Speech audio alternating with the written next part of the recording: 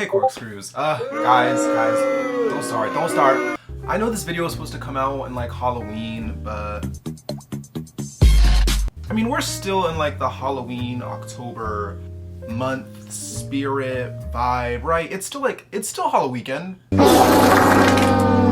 No, but honestly, I just wanted to read some scary confessions. So I asked you guys to submit your scariest, spookiest, freakiest confessions, and I might react to them. Or I might not. Also, I was scrolling through these confessions and I noticed a lot of confessions about gooning.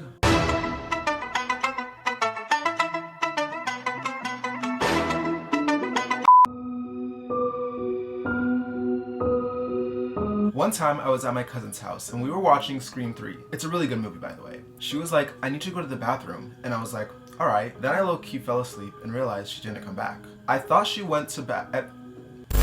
Guys, I'm so illiterate, I apologize. I thought she went back to her room or is still in the bathroom. We were the only ones home that day, and since I barely visited her, I decided to explore her house. Now I came across this really freaky looking mask on her wall. It was a skeleton/skull mask.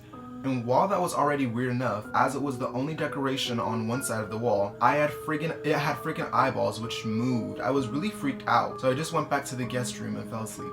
The next day, I asked my cousin, why do you have a weird mask on your wall? Is that like an elderly Halloween decoration? She went, what do you mean? I was like, your freaky mask on the wall. She deadass looked around and went, we don't do Halloween. We're Indians in America, and we certainly don't have any creepy masks. After that, I went back to where I found the exact mask and it wasn't there. To this day, I think it was some kind of joke, but that's still a really big doubt. So I immediately would have been packing my bags and ordering an Uber back to my house. Actually, have you seen Goosebumps? Like that one creepy mask where like it attaches to your face and you become like possessed. Is it the thanks that I get for putting you bitches on? Is it my fault that all of you bitches go? Had she not come back, or had you not gone back to that spare room, your ass would have gotten snatched by that mask. What if she actually knew about the mask and like, oh my gosh, wait, whoa, like my mind. What if she was luring you to her house to offer you up to the mask as a sacrifice, and then when she went to the restroom, like she was planning like everything and whatnot, but because you explored and you found out the mask and then you confronted her about it, she knew that the gig was up and she couldn't turn you into a werewolf anymore. So like, good on you for not getting snatched up. Once I flat out lied to my friend saying that it was gonna rain the next day. I don't really know why. Okay, pathological liar. No, it's giving that time says a lie about not having like a TV and someone pulled up a picture of her. Okay, side rant, I'm sorry, I know this is off track, but like, do y'all remember that time like someone posted an entire thread of like all SZA's lies? She lied about not eating birthday cakes and like people had photos of her getting birthday cakes, and she talked about like, oh, I'd love to like become vegetarian, but like I'm allergic to vegetables and stuff. Whole time there's an entire article about how much she loves salads. Like, she'd just be lying for no reason. I don't really know why, I was kind of just manifesting it, and later that night there were 0 clouds in the sky, like none at all, and it randomly started pouring rain, like really hard. We couldn't see where the rain was coming from, so it was really strange, and the weirdest part was that it wasn't raining at my friend's house who lives a few minutes away from me. So honestly, you might just be an Omega level mutant. I mean, because if I was manifesting rain and then out of nowhere it genuinely started raining, I would think that I had psychic abilities. That might just be because I'm a narcissist. But still, like, test it out. Low-key, if I was in your position, I would start manifesting a rich, hot sugar daddy, $1 million, a Lamborghini, a Tesla. I would just start manifesting everything. Like, if it worked once, who says it's not gonna work again? A couple years ago, I had a loft bed, so sitting up, my head touched the ceiling, and one night, I remember hearing footsteps above me. Not strange, right? The attic is right above my room, and when I asked my dad why he was in the attic in the middle of the night, he asked me what I was talking about. Another time, in the same bed, maybe a month before I had decided to be brave and sleep with my back to my room. Oh, big mistake. Big mistake. I will always sleep with my face facing towards like the door, because if someone comes in my room and tries to kill me, I need to be able to at least see them. That way, like yeah, we like the chicks. You know what? I'm getting off topic. Another time in the same bed, maybe a month before, I had decided to be brave and sleep with my back to the room. The dream I had was disturbing enough that I still remember it. I'll spare you though. No, tell me the details. And at the end of the dream, I felt a force, like something hitting me with the pillow, and I woke immediately. So I go around asking everyone, why'd you hit me? And they all sincerely said that they hadn't been in my room. Baby, that's the Babadook. Yeah, you might be cooked. I'm sorry. I would recommend downloading the Bible app and praying severely. After that attic situation happened the first time, I would have had a new room to sleep in. Oh my gosh, or maybe it's a werewolf. Girl, shut the fuck up! Bro, I'm telling you my mind. I'm telling you my mind. What if there's a werewolf in your attic, and whenever you hear the stomping or footsteps, it's like the werewolf in your attic starts to transform? Bro, I'm telling you my mind. My mind, it's so powerful. It amazes me sometimes how powerful my mind is. I don't know, I just feel like a correlation between a werewolf in your attic is a very high possibility, or maybe just someone's in your attic, or maybe there's nothing and you're just paranoid, but honestly I'd probably be paranoid too, so. A while back I was analyzing user transcripts late at night. Just patterns, tone, timing, routine stuff. But one conversation stood out. It was from a user who hadn't said anything yet. The system log showed a full page of text generated on their end, but to everyone else it was blank. When I tried to open the cached data, I saw fragments of text flickering between normal characters and something else. Old language, half-corrupted symbols, and my own name, over and over again. I tried to flag it, but the entry disappeared mid-query. No record, no user ID, no trace and backups. The only thing left was a timestamp, 3:17 a.m., and a faint text in the metadata. You shouldn't have looked.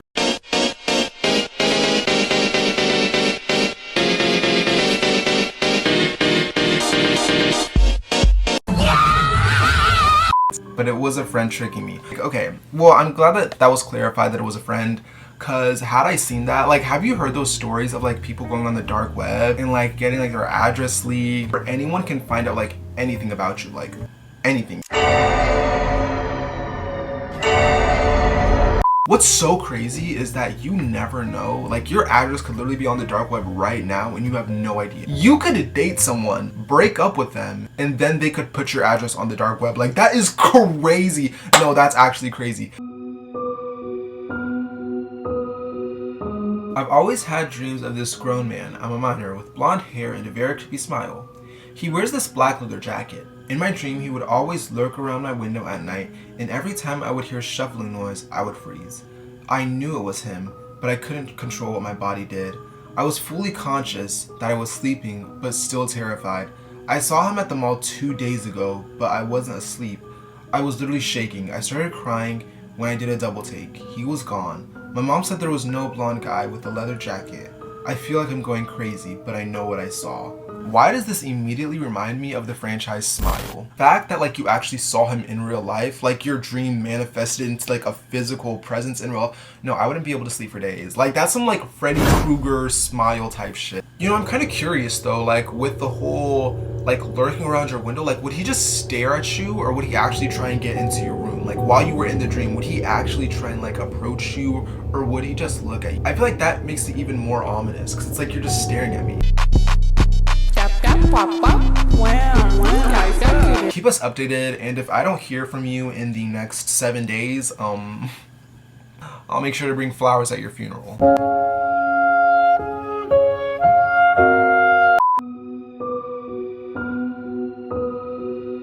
So when I was in middle school, almost at high school, we had one of those rich kids throw a Halloween party. I just Catwoman with fishnets and a really short and skimpy bodysuit. Baby, you were in middle school. Okay. And Loki maybe kinda sucked some shit and fingered some holes in that suit. And my best friend took videos of it. What? Child. Anyway, so. And then the next day, there was a new person called Gossip Girl who posted everything along with some other people on her story, and my best friend at that time. That little hoe literally told it wasn't her, even though it was only her who took vids of it. And my parents got to know For like the next 2 weeks, all the boys would come up to me at lunch and ask for blowies in the bathroom. Oh, wow. I am so sorry.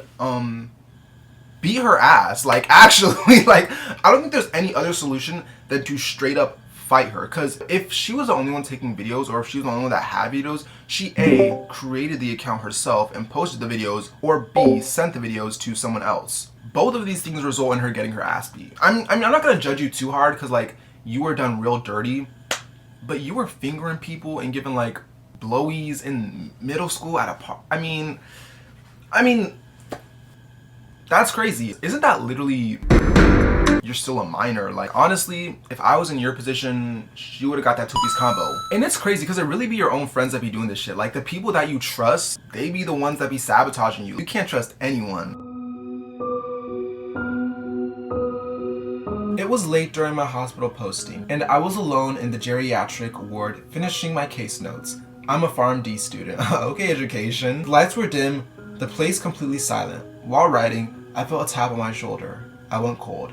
I turned around and there was nobody. I told myself I was just my imagination.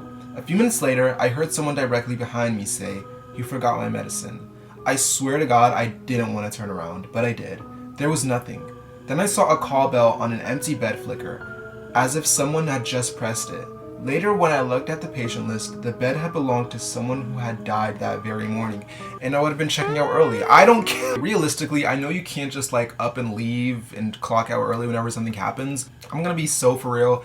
If the pay is good and like you're getting hella money, I'd probably just like put in a headphone and go back to work. Like I'd ignore it. As long as I am not getting dragged by my feet into an empty black hallway and like mutilated or whatever. I want to live!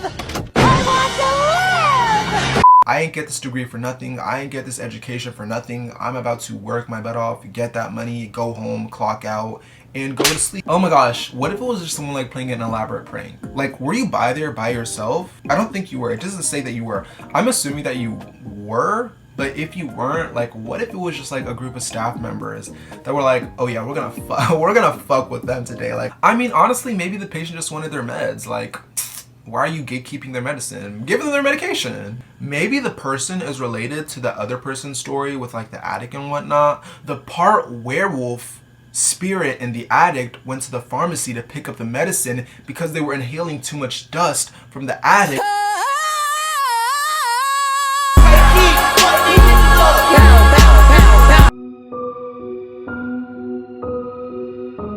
Hi, I'm such a big fan. Aw, and my name is Miley. Miley, what's good? Anyways, here's my scary story. One day, me and my mom and my brother decided to play the Ouija board. So you've already made a grave mistake. We're not even halfway through this story yet and you have already fucked up. Was it like Friday game night and you guys were like, hey, let's pull out the Ouija board? Why do you even have a Ouija? Okay, to play the Ouija board that we had and we thought it wasn't real. Then my brother started looking up the most powerful demon, which isn't the devil, but it's, I see, another demon, which is Zozo.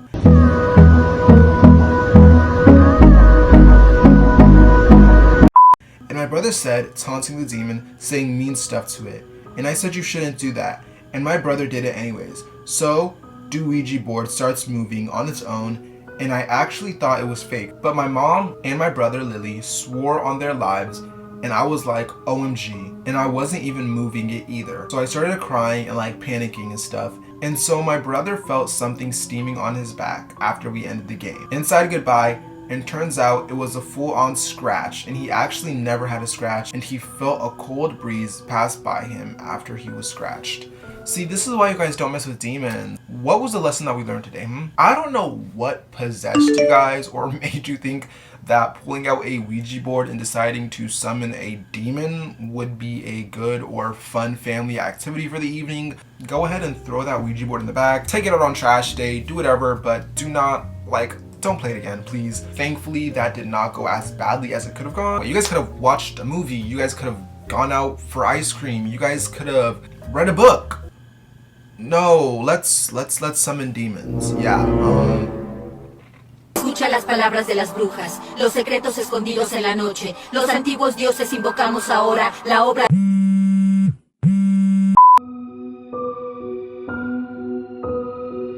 Hey, this happened last Halloween, so it's perfectly on theme. So basically, one of my friends was throwing this big Halloween party at her house, and like a bunch of people from my school were invited, including someone we'll call Ghost. Ghost and I were friends, and we had a couple of classes with each other. And even though he claimed he was straight, he was always staring at me, touching me.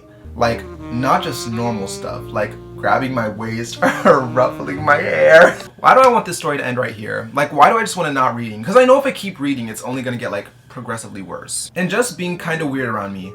I did kind of also like him, but if he really wanted me, he would have been okay with people knowing. And he definitely wouldn't be. So we were at the party, and of course alcohol was involved, and I was getting a wee bit, we'll call it unstable, sided drunk. And Ghost, I guess, saw this opportunity and wanted to take me for a ride. Mind you, I was 16 and he was 18 at the time. Honestly, I don't know what would have gone down if my friend, the one throwing the party, hadn't said no for me. Much to my discontent at the time, but I don't know, it is kind of scary that he wanted to basically take advantage of me like that. But tell me why I kind of wish he did. Anyways, hope that a legal adult trying to get a drunk minor to go bongos in their car is scary enough. Yeah, no, that's scary. Like, why do we need to go on a drive? Why can't you just do or say whatever you wanted to, like right here? Why do we need to actually leave the premises? Ugh, this is hard, because honestly, if he was fine, shit, I probably would have hopped in that car too. Like, but I'm not a good role model. Don't do as I do, do as I say. Wait, no, take it back. Don't do as I say, do as I do. You know what, just don't do anything that I would do or say. Actually, just don't take my advice, like, at all. Okay, so this really isn't confession, but when I was in math class, this kid was talking about a story, and he said he was at the park. It was pitch black, and he heard something say something in his ear. And I joke around, and I say, like, oh yeah, it was me. And then he said, no wonder I couldn't see you. Was he... and were you? Because if so, hands would have been thrown. Oh, he had that shit loaded in the back. He was waiting. He was waiting for you to say something like that so that he could pull that out. No, I'm telling you, he was plotting on it. No, I can't laugh yet. I've got to hold it in. My advice to you, you gotta get your lick back. I was alone in my dorm room one night, getting ready to sleep, when all of a sudden a cold breeze just came onto me and it gave me goosebumps. It's the kind of weird cold gush of air you feel that's not like normal. My breathing became fast, my feet became numb, and I started to shiver, teeth chattering. I covered myself with a blanket, but I still felt cold. Put on a hoodie and sweats and covered myself with a blanket again, but I was shaking from the paranormal coldness. I couldn't cry out for help or anything, which was so weird. It's like I lost my voice. I remember I had a Bible on the table next to my bed, so I grabbed it. It was shaking in my hands. I squeezed the Bible book to my chest and tried to calm myself down. Not long after, I started to feel warm, and a trickle of sweat began to form on my forehead. I slowly loosened my hold on the Bible, and just as I was about to get up and remove the blanket, the coldness came back instantly. It felt like I was hit with a cold bucket of water. I reached for the Bible again, opened up the page, and hugged it tight. And this time I prayed.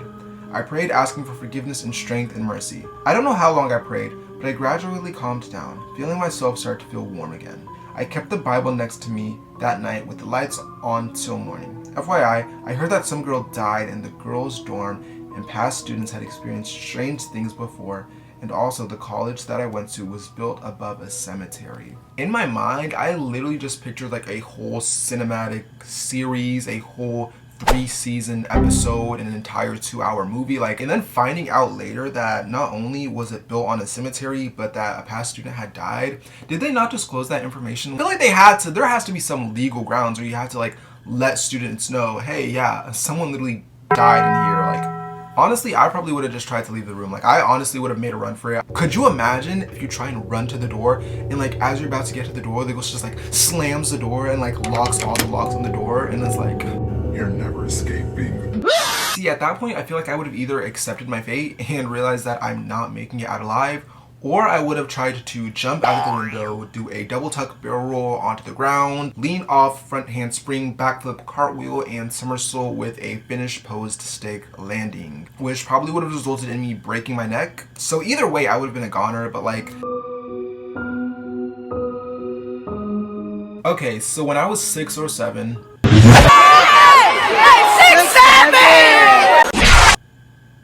I went to Walmart for some snacks. I can't remember what kind of snacks, but it was probably Talkies, because I loved and still do love them. Then I saw this guy, probably over 40, but I don't think anything of it, so we go get our snacks. By the way, it's me and my sister. We were 14 at the time, and my parents didn't know we were at Walmart. They thought we went to the park. On the way out, I saw the same man and he was right behind us, but I still didn't suspect anything. I just thought he was just looking around and stuff. But my sister said how weird it was because we were walking out of the store and he doesn't have anything. We kept walking, but I noticed someone was following us, and I saw the same man. And this is when I started to get scared, and my sister started picking up speed, and shortly we were running, and my sister decided to call 911. At the time, I was crying because I was scared. Then I can't really remember what happened, but somehow he gave up and walked away. But we kept running. I can't remember what else happened after that. Bye. Stalkers and PDF files are one of like the scariest, creepiest, nastiest things in my opinion. Like especially with kidnapping and stuff like that in general, there are so many cases that go unsolved. So whenever I see stuff like this, I always think like if you made one different decision or if you decided not to pick up pace, your life could be like completely altered. Like you might not even be sending this confession, you know? Any decision in your life, no matter how insignificant you think it is, can change what your future looks like. One small decision can be the difference between life and death. It's easier for me to say what I would and what I wouldn't do when I'm reading it from an outside perspective, but like actually being in that scenario, specifically as a 14-year-old with asthma and no stamina, I probably would have gotten snatched up. Even though I'm joking about like getting snatched, that's actually a very real thing that happens to a lot of people, and so I'm so glad that you guys were able to get away, because that's... Alright, so one time about a year ago now, I was with my best friend at a sleepover, doing the usual shit like talking, doing nails, and talking about our crush/slash relationship, when all of a sudden, just so you know, me and her were home alone since her parents left to the store and it was pitch dark outside. We heard a knock at the front door. Me and her both looked at each other in panic because what were we supposed to do? Open the front door? Anyways, she was like, go see who it is. Of course I was like, oh fuck no. But the knock came again. But this time, it was at her fucking window. We both jumped and literally ran away from the window. At this point, we were both scared shitless. And my bitch of a friend fucking ran out of the room and left me there. So don't ask why, but I kind of went over to the window. When I looked outside, I saw darkness. Until a sudden scream came from the kitchen. It was my friend. I ran so fast at this point, I was on the verge of tears. I screamed, Callie, what happened? And then I screamed out when I was met face-fist with a smiling Callie. I was so confused till the lights turned on and my whole family and boyfriend screamed happy birthday. Bitch, I was about to full-on beat everyone in the house. But anyways, love you. Okay, that's actually sweet. You know what I would have done in that scenario? I would have faked having a heart attack to make them all feel like shit. I would have literally pretended to have a heart attack and die. Like...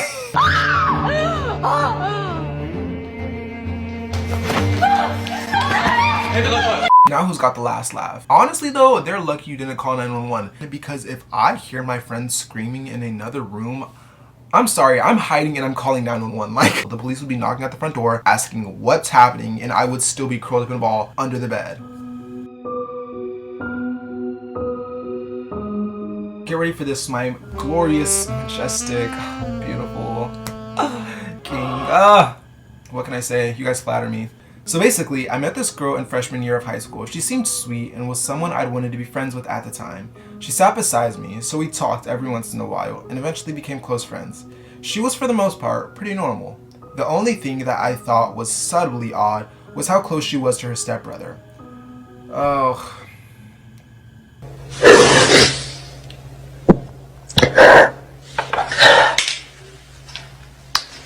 I don't think I can do this anymore, you guys. I knew she talked about him a lot and always texted him during the day. However, I wasn't one to judge since I don't have any siblings and couldn't relate, so I assumed most siblings were like that.